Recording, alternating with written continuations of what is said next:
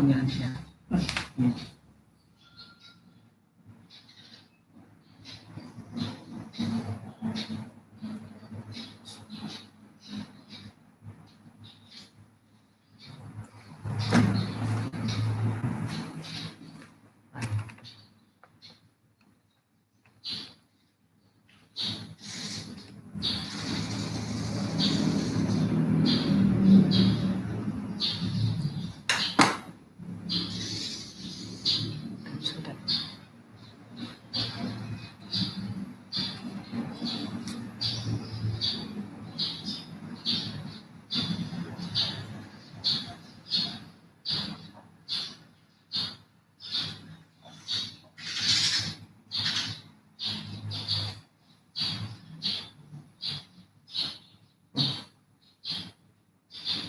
Assalamualaikum warahmatullahi wabarakatuh. A'udzu billahi minasyaitonir rajim. Bismillahirrahmanirrahim. Am hasibtum an tadkhulul jannata wa lamma ya'tikum mathalul ladzina khalaw min qablikum massatuhumul ba'sa'u wad-dharra'u wa zulzilu hatta yaqula ar-rasulu walladzina amanu ma'ah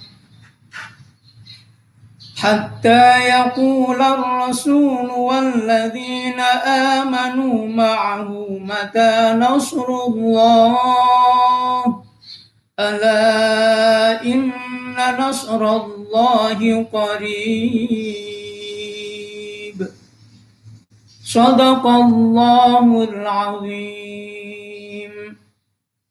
Amma ba'du.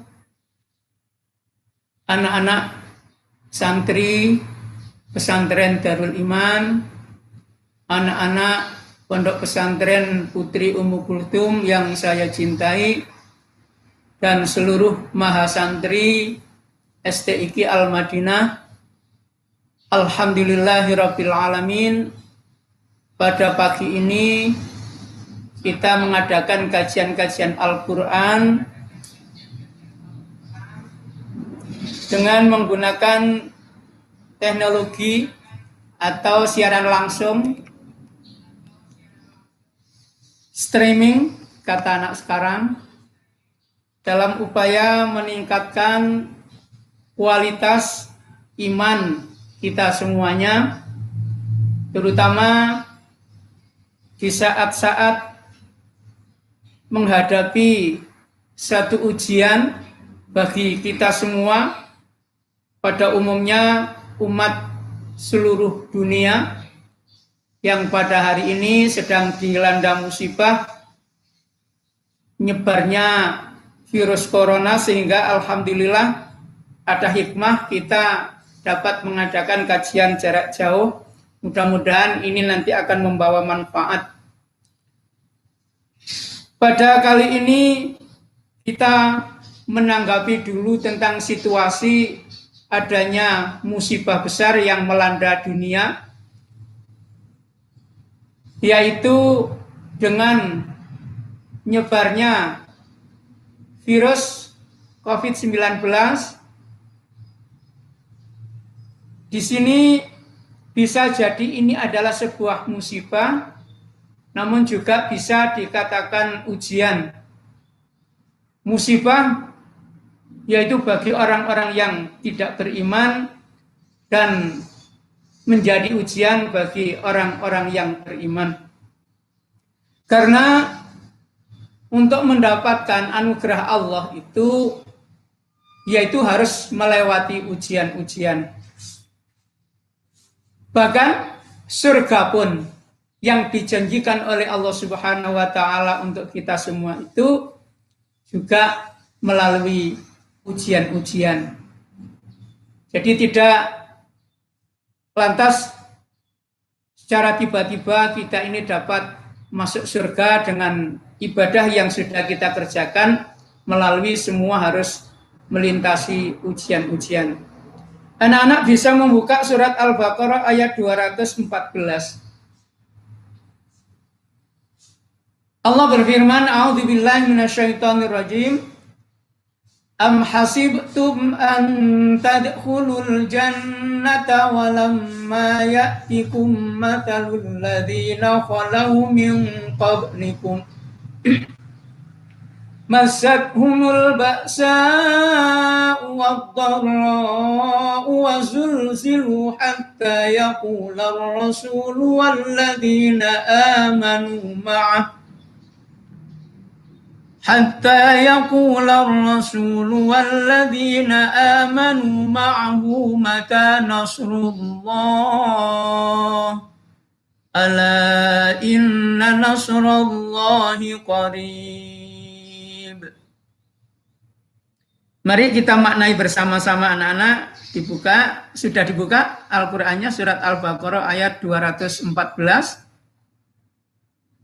Coba kita maknai sebagaimana biasanya kita mengadakan kajian. Coba bersuara semua, bersuara yang keras di rumahnya masing-masing, bersuara yang keras. Apakah hasibtum? Gimana? Apakah hasibtum, kamu mengira, bahwa tadkhulu, kamu akan masuk al-jannata, surga, walamma, padahal belum, ya'tikum, datang kepadamu, mathalul ladzina, seperti halnya orang-orang yang khalau, terdahulu, min qablikum, dari sebelum kalian. Massatuhumul ba'sa'u, telah menimpa mereka al-ba'sa'u, malapetaka, wad-dharra'u, dan kesengsaraan, wazulzilu, dan mereka digoncangkan, hatta, sehingga yakula, berkata ar-rasulu, rasul, walladzina, dan orang-orang yang amanu, telah beriman, ma'ahu, bersamanya, bilakah, mata kapan, nasrullahi, pertolongan Allah, ala, ingatlah, inna, sesungguhnya, nasrullahi, pertolongan Allah, qaribun, amat dekat. Anak-anak sekalian, dan Mas Santri STIQ Al-Madinah, firman Allah dalam Al-Baqarah 214, yaitu menggambarkan bahwa rahmat yang Allah berikan kepada kita semua itu tidak langsung begitu saja diberikan, namun kita masih melewati ujian-ujian terlebih dahulu. Bahkan surga sekalipun harus melewati ujian. Sebagaimana ayat yang tadi sudah kita baca bersama-sama. Am hasibtum, apakah kamu mengira antadkhulu, jika kamu sekalian masuk al-jannata, surga, walamma ya'tikum matalul ladzina khalau min qablikum, padahal belum datang kepada kalian sebagaimana yang datang kepada orang-orang sebelum kamu. Jadi kita yang oleh Allah dijanjikan surga tidak langsung, karena kalau seandainya kita mengira kita langsung masuk surga, ternyata di sini Allah berfirman, apakah kamu mengira bahwa kamu akan masuk surga padahal belum datang kepadamu sebagaimana yang datang kepada orang-orang sebelum kamu, yaitu sesuatu yang ditimpakan, massatuhumul ba'sa'u, sesuatu yang ditimpakan oleh Allah, yaitu sebuah kemelaratan, kesengsaraan. Jadi orang-orang terdahulu, semisal di zaman Nabiullah Muhammad sendiri itu menghadapi orang-orang kafir, kemudian mereka juga melawan orang-orang musyrikin, dan seterusnya. Nah, selanjutnya, akhirnya iman pun itu juga akan diuji, selalu diuji untuk mengetahui kualitas iman. Seperti halnya pada hari ini, virus yang datang secara tiba-tiba, yang datangnya kurang lebih kemarin pertengahan bulan Maret. Akhirnya sampai sekarang semakin hari yang semakin bertambah yang dampak yang terkena virus ini, semakin banyak yang sakit. Ini juga merupakan bisa dikategorikan ujian, juga bisa dikatakan sebuah bencana. Kalau seandainya ini bencana, jelas Allah memang mengguncang dunia, mengguncang kita, mengguncang hati kita. Supaya apa? Supaya kita akan kembali kepada Allah. Kenapa ada ujian? Sedangkan Allah tidak akan menurunkan ujian itu kecuali datangnya dari kita sendiri. Allah berfirman dalam Al-Baqarah 285, la yukallifullahu nafsan illa wus'aha, laha ma kasabat wa 'alaiha maktasabat. Allah itu tidak menurunkan beban kepada manusia itu kecuali sebatas kemampuannya. Laha makasabat wa 'alaiha maktasabat. Baginya, artinya di sini kita semua, makasabat akan mendapatkan apa yang dia kerjakan, atau kita akan mendapatkan apa saja yang kita kerjakan. Dalam artian, kita yang berbuat baik ini akan mendapatkan pahala dari Allah dan akan mendapatkan balasan yang baik pula berupa rahmat dan kenikmatan. Wa 'alaiha maktasabat, dan menimpa kepadanya, artinya akan menimpa juga kepada kita maktasabat, apa yang dia usahakan. Artinya siapa yang berbuat jahat maka akan mendapatkan balasan dari kejahatan itu. Maka jika kita sampai berbuat satu kesalahan, satu kejahatan, pastilah ada balasan Allah yang akan menimpa kepada kita semua. Anak-anak sekalian yang dirahmati Allah, jadi kita mendapatkan kenikmatan dari Allah juga atas dasar apa yang telah kita, kebaikan yang kita kerjakan. Sedangkan yang menimpa berupa siksaan dan lain-lain, atau mungkin penderitaan yang datang kepada kita juga atas dasar kesalahan-kesalahan yang kita kerjakan. Karena itu kita harus selalu berpikir positif untuk meningkatkan kualitas iman kita. Satu, dengan adanya cobaan-cobaan ini juga kita akan berpikir dari unsur yang negatif, yaitu dari sesuatu kejelekan atau mungkin kejahatan yang kita perbuat, sehingga kita dapat mawas diri. Jangan-jangan adanya virus yang menimpa kita ini juga atas dasar kesalahan-kesalahan yang terjadi pada diri kita sendiri, sehingga Allah menimpakan cobaan itu. Anak-anak sekalian,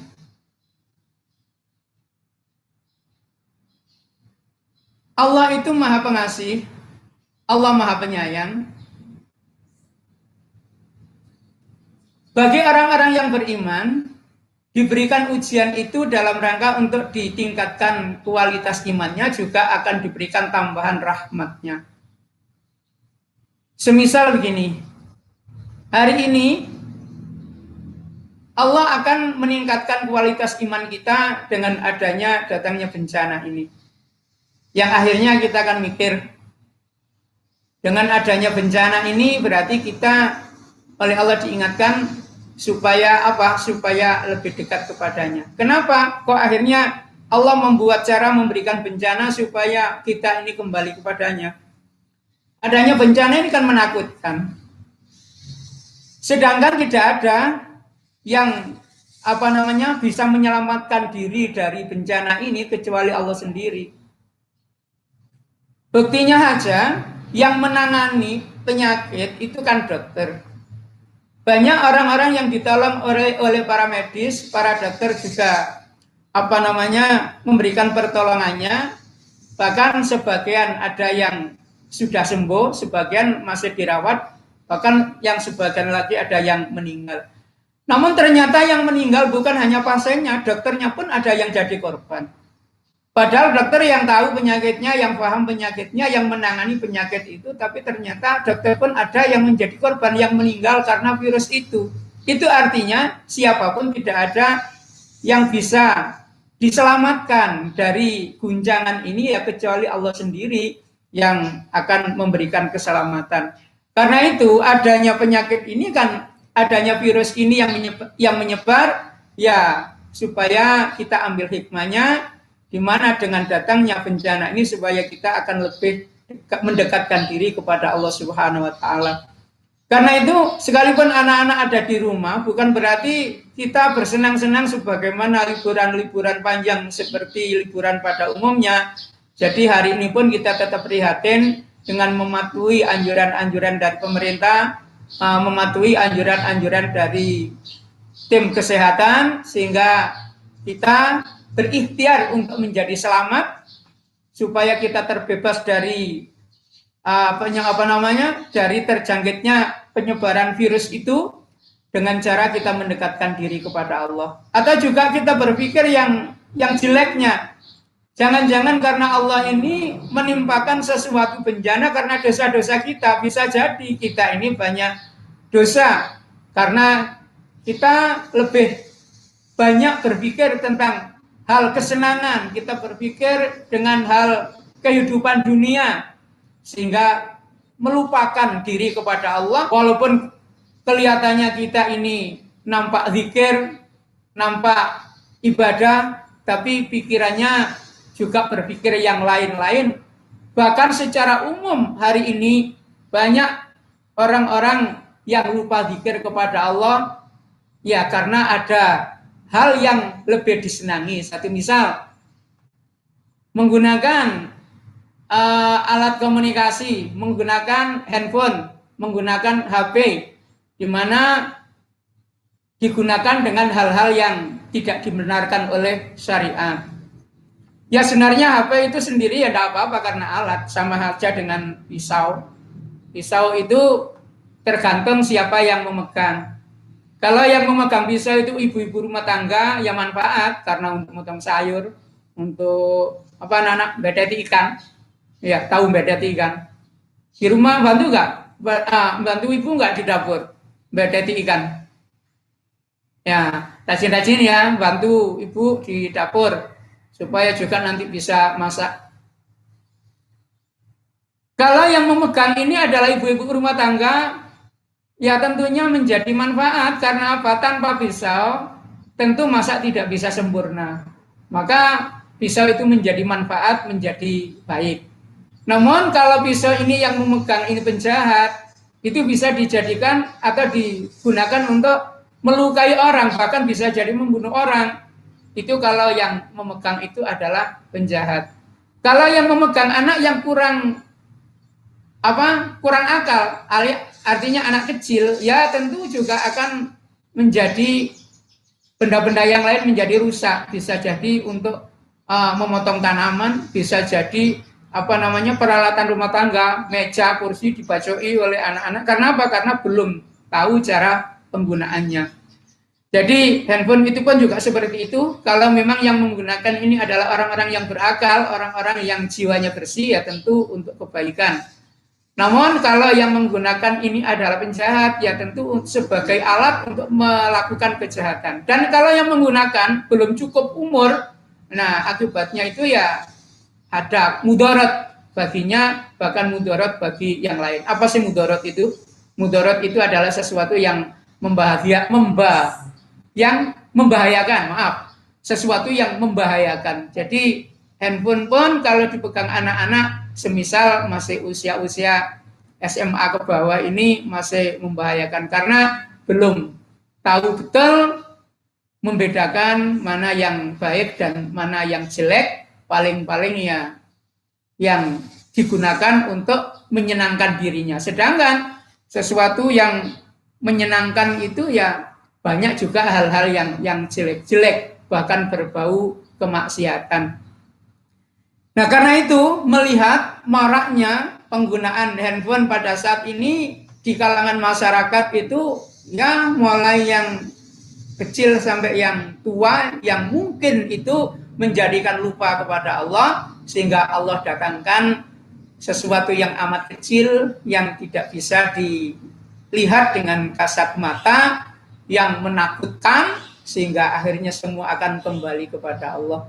Itu artinya bencana yang ditimpakan ini tentu akan bermanfaat semuanya bagi orang-orang yang beriman, sehingga kita semuanya akan dapat kembali kepada Allah. Lah kenapa kok dengan diturunkan bencana? Nah itu kan peringatan. Sesungguhnya kita semuanya ini kan harus kembali kepada Allah. Setiap saat, setiap hari, setiap saat harus kembali kepada Allah. Allah berfirman dalam surat Al-Fajr ayat 27, A'udzubillahi minasyaitonirrajim.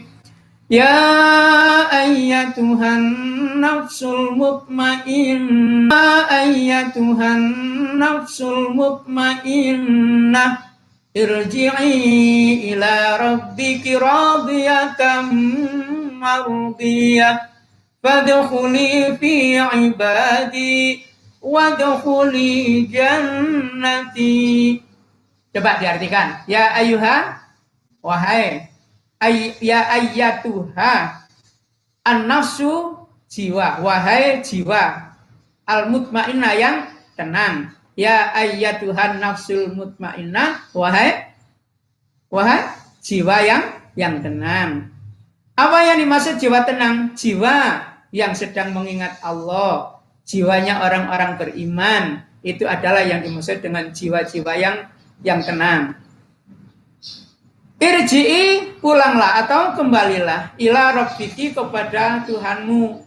Jadi jiwa ini setiap hari, setiap saat harus selalu kembali kepada Allah. Radiyatan, dengan ridho, mardiyatan, maka akan diridhoinya. Bagaimana cara kita ini kembali kepada Allah? Ya dengan amal soleh, dengan berbuat kebaikan. Semisal kita sholat ini jelas kita akan kembali kepada Allah. Dengan zikir ini kita menyekir, zikir ini kita menyebut nama Allah. Dengan baca Al-Quran, itu juga membaca firman-firman Allah. Yang demikian ini adalah namanya kembali kepada Allah. Kita menyantuni orang-orang yang lemah secara ekonomi, ini juga namanya kembali kepada Allah. Kenapa? Karena mereka itu hak rizkinya atas tanggung jawab Allah. Kemudian kita datang dengan membawa rizki. Itu artinya kita sedang mewakili Allah dalam membagikan rizki atau dalam memberikan rizki. Berarti kita ini sama halnya dengan kembali kepada Allah. Kita duduk termenung dengan merenungkan ciptaan-ciptaan Allah. Ini berarti juga kembali kepada Allah. Kita berbuat apapun dari perbuatan baik, itu juga namanya kembali kepada Allah. Kenapa? Karena tujuan orang berbuat baik itu adalah untuk mencari ridhonya Allah. Sedangkan kalau berbuat jelek, berarti di situ kan mengikuti ajakan-ajakan iblis, mengikuti ajakan-ajakan setan. Berarti datangnya kemana? Datang kepada iblis atau datang kepada setan.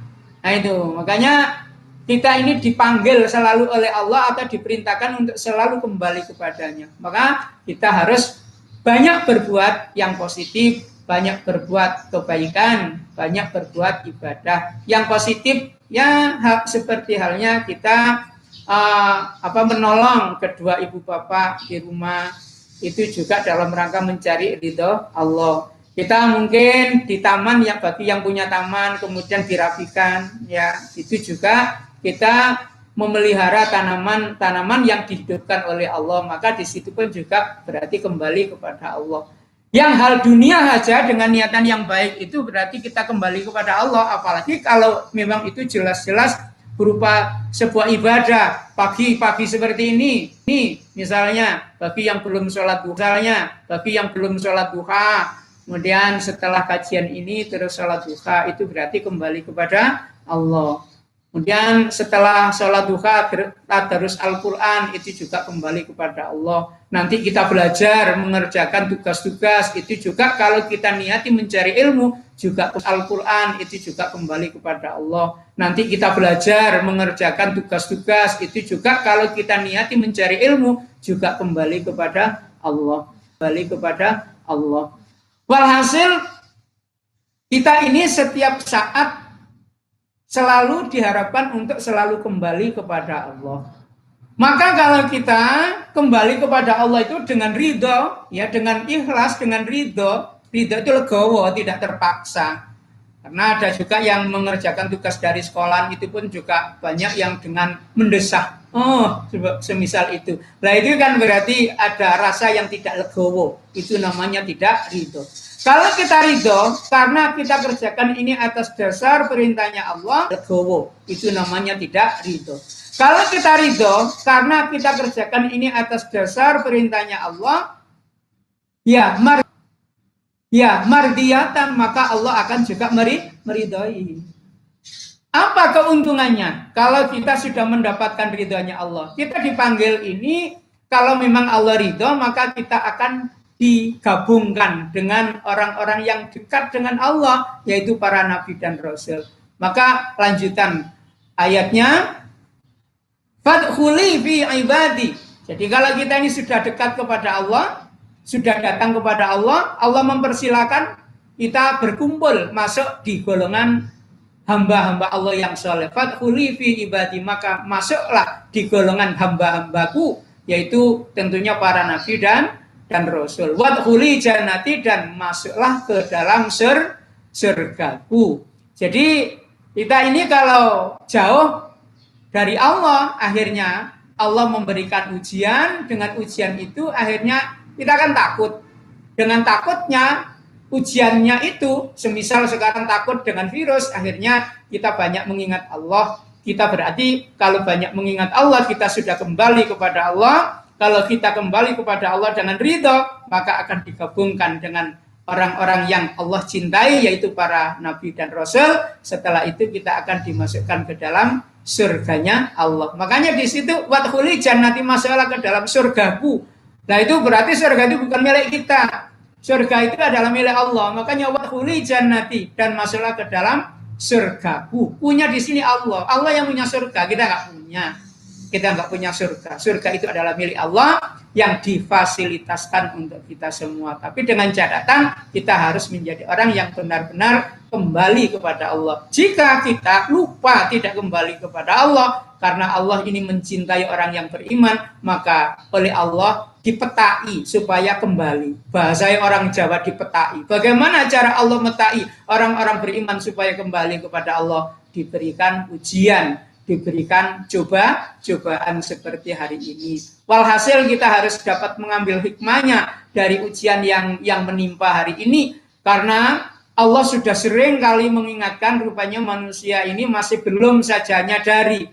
Semisal Allah sudah memberikan peringatan di wilayah ini, masih belum saja nyadari. Semisal Allah sudah memberikan peringatan di wilayah-wilayah tertentu. Semacam kalau di Indonesia misalnya, yaitu ada bencana, ada gempa yang terjadi, ada di Jogja yang terjadi, ada tsunami di pantai Pangandaran yang terjadi, ada di Lombok dan lain sebagainya. Tapi rupanya belum membuat mereka itu jera, masih saja belum menyadari, belum kembali kepada Allah. Bahkan yang demikian juga dilakukan oleh orang-orang di muka bumi. Akhirnya oleh Allah seluruh permukaan bumi ini diguncangkan, yaitu dengan didatangkan virus, sehingga semua akan menjadi takut kepada Allah. Ya mudah-mudahan bagi yang beriman ini benar-benar memang bisa kembali lebih dekat lagi kepada Allah. Bagi mereka yang memang masih menolak, yaitu pengakuan akan ketuhanan, mudah-mudahan menjadikan hidayah, akhirnya terbuka hatinya, yaitu menjadi orang-orang yang beriman. Karena konon ceritanya, nah ini saya juga belum tahu kabarnya itu, apa kabar yang bisa dipertanggungjawabkan, apa itu kabar hoax. Katanya pada saat datangnya corona di Cina aja, itu banyak orang-orang yang non-muslim di saat sholat Jumat itu ikut sholat Jumat. Itu artinya menyadari bahwasanya ini tidak bisa ditangani oleh siapapun kecuali kembali kepada Allah. Anak-anak sekalian, kajian hari ini hanya sampai di sini dulu, karena ini masih hari pertama dan masih percobaan, dan insya Allah kita akan lanjutkan pada jadwal yang ditentukan, yaitu kajian dengan menggunakan teknologi, kita streaming Jadi siaran langsung yang tentu anak-anak hendaknya nanti mengikuti terus, karena nanti akan dimintai hasil kajiannya, ya maka semua harus menulis, semisal surat apa dan ayat berapa yang disampaikan, terus juga berikan judul di atas, ya. Jadi judulnya hari ini adalah tentang ujian dari Allah Subhanahu wa taala, yaitu ujian dari Allah Subhanahu wa taala. Kemudian setelah ayatnya kalian tulis supaya membuat semacam penjelasan, semacam keterangan singkat, ya menurut kemampuan kalian. Jadi apa yang bisa masuk dalam kalian tuangkan dalam tulisan, istilahnya kesimpulan dari apa yang sudah disampaikan. Maka nanti tulisan-tulisan kalian ini nanti hendaknya dikumpulkan setelah kembali ke pondok.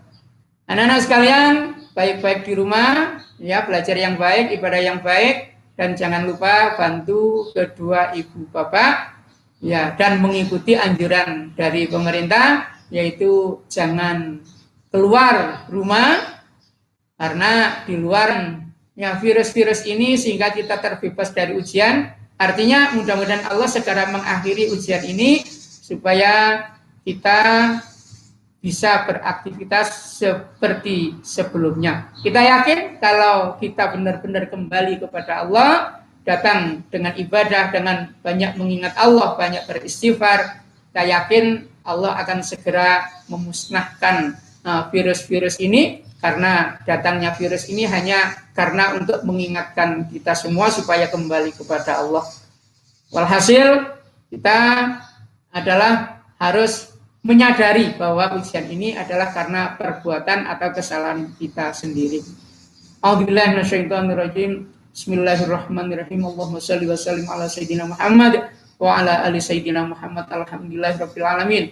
Allahumma inna nas'alukal afwa wal afiyata fid dini wad dunya wal akhirah. Allahumma inna nas'alukal afwa wal afiyata fid dini wad dunya wal akhirah. Allahumma inna nas'alukal afwa wal afiyata fid dini wad dunya wal akhirah. Sallallahu ala sayyidina Muhammadin wa ala alihi wa sahbihi wa baraka wa sallam. Walhamdulillahirabbil alamin. Assalamualaikum warahmatullahi wabarakatuh.